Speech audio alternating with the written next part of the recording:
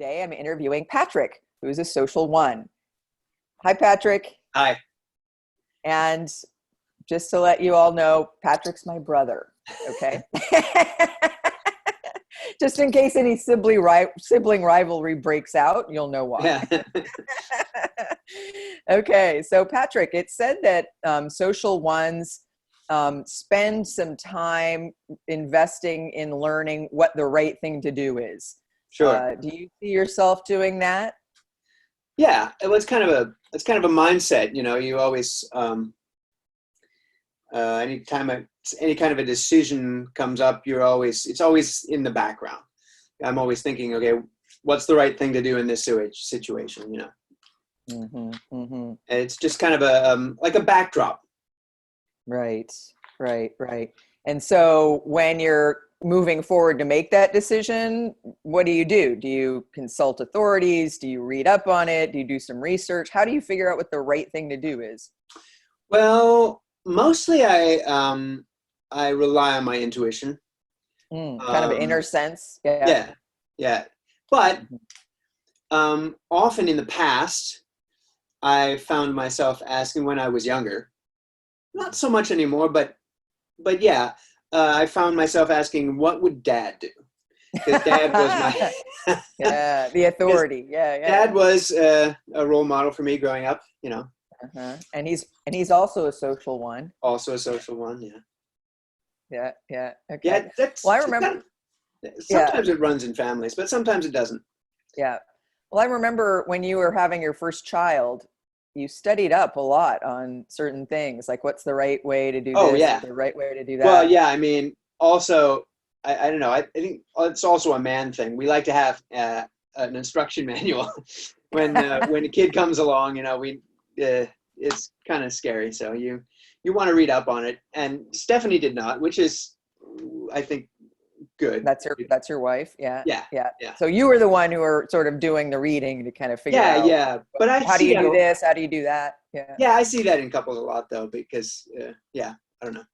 Yeah. Yeah, but it's you don't like to make a mistake, Right. Of course, you make mistakes as a parent, but you want to keep them to a minimum. So any right. any help you can get, any reading up on things is right. Which is now anytime you're embarking on something difficult, you want to be prepared, whether it's work or having kids or whatever. So. Right. Now, when you find the right thing to do, or you find a way that works for you to do something, it seems like you kind of adhere to that. You kind of stick with it for a while, and you can even get maybe a little bit rigid around it. Would you say that sometimes happens? Certainly. Well, certainly earlier that was the when I remember when I was young, I was very rigid, and as I get older, I'm not as rigid because you get more experience. You see that there are a lot of different points of view, but certainly I didn't start out that way. You've learned that over time. Yeah, you've learned that over time. When you're young, at least for me, it was like this. When you're young, it just doesn't occur to you that there are other ways to do things. It's just that's the way it is. Well, I notice you still cut your roll at breakfast right in half and butter like exactly the same elevation. Yeah, but that's just aesthetics.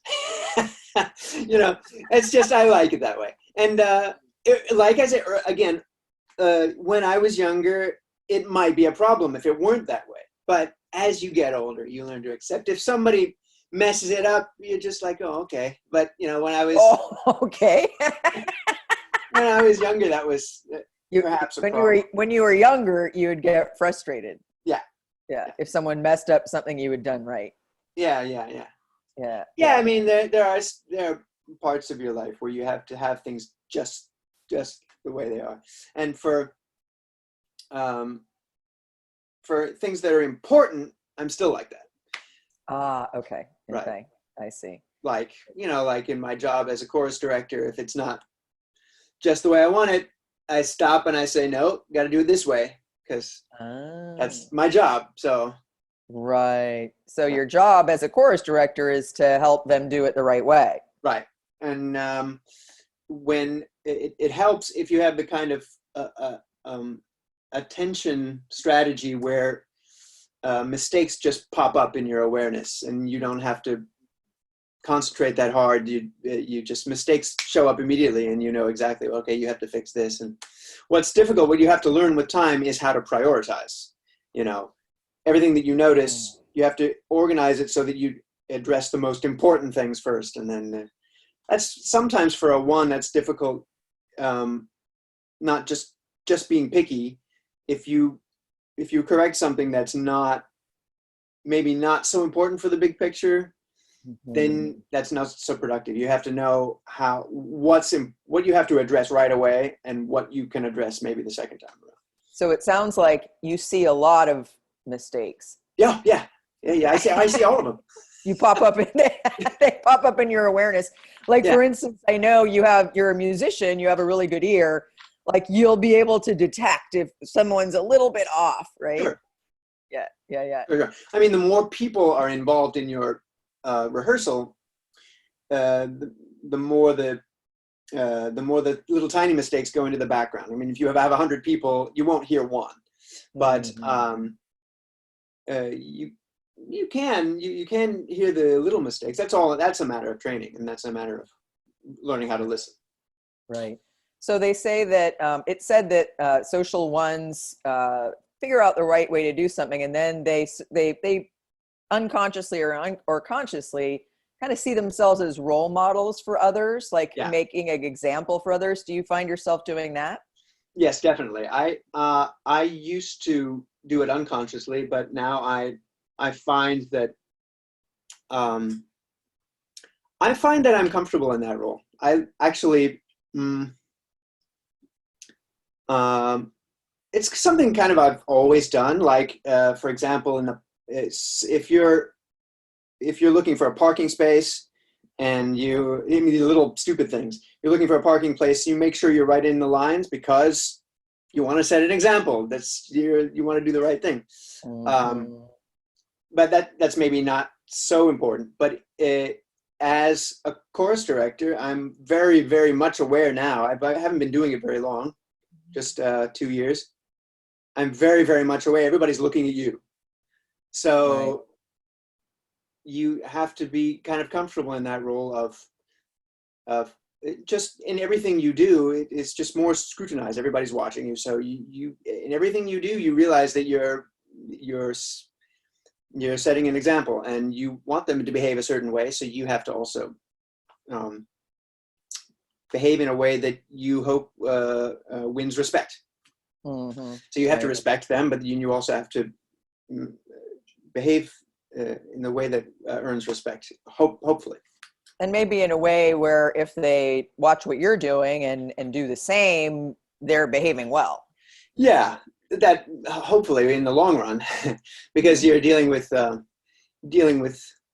professional adults, and they're pretty set some of them are pretty set in their ways. So, but at least it makes for a good atmosphere, because if they respect you, then they'll be. And they know they can come to you if they have any kind of a grievance with anybody else, that you'll listen to them. And yeah, there's a lot of listening that goes on. So, do you find yourself acting as a role model or a teacher for your kids as well? Oh yeah, sure. Yeah, and I try and make sure that I'm walking the talk as well, not just talking at them, but it is a lot less strong. Your message is a lot less strong if you're doing the things you're telling them not to do. So you want to embody the things that you try, which is hard. I mean, nobody does that 100%, because it's hard to, we tell them to, get up on time and watch what they eat, and but if you're pigging out, it's kind of hard to tell them not to pig out so much. It's just little things like that. Yeah. I see. So I want to ask you about anger. Okay. I know ones tend to kind of try to put a lid on their anger. It said that social ones kind of, they're a more intellectual type. They kind of put the lid on the anger, and it's sort of sometimes channeled into being the owner of the truth or the right way to do something. Yeah. Sometimes it leaks out. Like, what's your experience of your anger? You know, that's one of those things where I've learned a whole lot from the Enneagram, not just the Enneagram, but other disciplines that teach you just to be aware. Because when you're younger, you don't notice you're angry. You're angry and you don't know you're angry. And people say, well, you've got to think. I was like, I'm not angry. I'm just, I'm just being me. And as time goes on, you learn to be aware of things that set you off. And for one, there are a lot of things that set you off, a lot of little things. And over time, I've more and more, I've been learned to be just not to repress the anger, but to always not to repress the anger, but always to have it in sight, so you don't have to take it out and show it, but you're aware of it. And when something makes you irritated, just to have a handle on it. I don't know if you know the Avengers. I do, yes. Yeah, because one of my favorite scene in that, one of my favorite scenes in that movie is because Hulk gets angry and then he turns into the Hulk, and that because when I'm in the 70s, I watched the old show and everything, and so he can't control it because his anger controls him, and he gets too angry and then he has to explode into the Hulk. And one of my favorite scenes is where they're all waiting for a big showdown with the bad guys, and Tony Stark says, "Hey, has Bruce Banner showed up yet?" And he's no, why, and so then he shows up on his motorcycle, and anyway, when things are about to happen, then Captain America says to him, now would be a good time to get angry. And then he says, my favorite thing is, he says, "That's my secret, Doc. I'm always angry." And then he just melts effortlessly into the Hulk. It's like he's always keeping a lid on it. He's always got it. He's always angry, and it's just all he has to do is not control it anymore. And so and that's anyway. Yeah. That's my favorite scene. That's a great example of it, I think, and a good, and no wonder it's your favorite scene. And I know you have to go now to go to work, to be a good role model, to be on time. Just one more thing. I know that you're a musician and an opera company. You spend a lot of time preparing. I know that you always want to do your best. Is that where you also see sort of maybe a positive quality of one showing up, that you really work hard to be prepared and always do it really well? Do you think that's a strength? Yeah, I think it's certainly important in my business to be prepared, be as prepared as you can. We tend to over prepare as ones, but I think being over prepared is better than being under prepared. So and you never know exactly how prepared you're going to be, and you can never be too prepared. I mean, no matter how prepared you are, you can always be more prepared, because the more you know the music and the more you know what you want, then it's going to be a lot easier to notice things. So I do a lot of preparing. I do a lot of memorizing. I do a lot of if you're a film director, you've got to know the script cold, and you've got to know exactly what you want. So with the musician, you have to know the music really, really well. You have to know every instrument, every voice, and especially as the conductor, when you have all the eyes on you, right? Yeah. Right, exactly. Yeah, and there are so many opportunities for saying something where where everybody knows, "Ooh, he hasn't done his homework," and you don't want to give them that opportunity. You want to be on top of things. That's like in any running a business or anything else. You want to be on top of things. So Sure. And I imagine you're especially good at that. I think so. Yeah. I've learned a few things. It takes a long time. I mean, and when you're starting out, you have to be even more prepared, because you don't really know what you're doing. So at least they see that you've done your homework. Right.